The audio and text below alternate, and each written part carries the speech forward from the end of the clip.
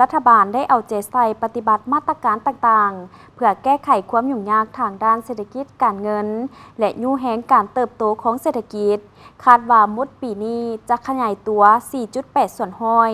ปัจจัยต้นตอที่ยู่การเติบโตมาจากการผลิตเสบียงอาหารเพื่อบริโภคภายใน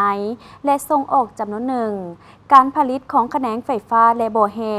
อุตสาหกรรมปรุงแต่งการขนส่งและการท่องเที่ยว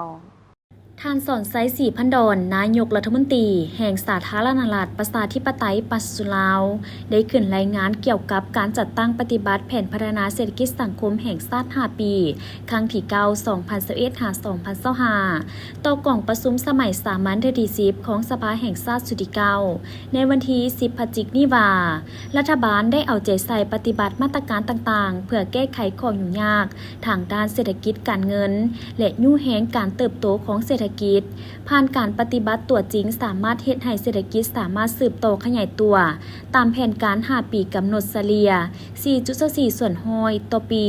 คาดว่าในปี 2025 นี้เศรษฐกิจจะขยายตัวในระดับ 4.8 ส่วนห้อยในนี้แขนงกสิกรรมขยายตัวเฉลี่ย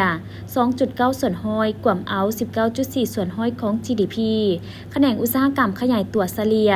4.7 ส่วนห้อยกว่าเอา 32.5 ส่วนห้อยของ GDP แขนงบริการขยายตัวเฉลี่ย 4.5 ส่วนห้อยกว่าเอา 36.6 ส่วนห้อยของ GDP และภาษีอากรผลิตภัณฑ์สุทธิขยายตัวเฉลี่ย 3.8 ส่วนห้อยกว่า 11.5 ส่วนห้อยของ GDP สำหรับปัจจัยต้นตอที่สุกยู่การเติบโตมาจากการผลิตเสบียงอาหารเพื่อบริโภคภายในและส่งออกจำนวนหนึ่งการผลิตของแขนงไฟฟ้าและโบแฮอุตสาหกรรมปรุงแต่งการขนส่งและการท่องเที่ยว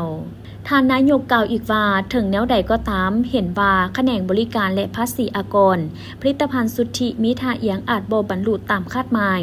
ย้อนได้รับผลกระทบจากสภาพอากาศที่บ่เอื้ออำนวยภัยธรรมชาติการระบาดของพยาธิโควิด -19 ซึ่งได้ส่งผลกระทบทั่วสังคมโดยเฉพาะภาคธุรกิจเฮ็ดให้บ่สามารถดำเนินการเคลื่อนไหวได้อย่างเป็นปกติพร้อมนี้ยังมีปัจจัยภายนอกจำนวนหนึ่งที่ส่งผลกระทบต่อการเติบโตเศรษฐกิจของเรา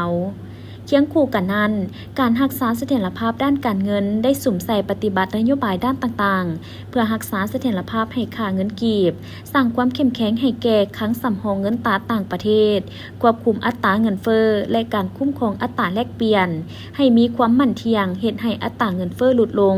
ซึ่งบางและอย่างอัตราเงินเฟ้อสูงถึง 41 ส่วนห้อยในต้นปี 2023ลดลงเหลือ 4 ส่วนห้อยในเดือนตุลาคม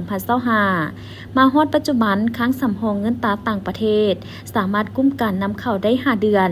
คาดหมายสภาแห่งชาติแม่น3 เดือนได้ดำเนินนโยบายสินเชื่อเพื่อกระตุ้นเศรษฐกิจนโยบายสินเชื่อเพื่อกระจายแหล่งทุนสู่ท้องถิ่น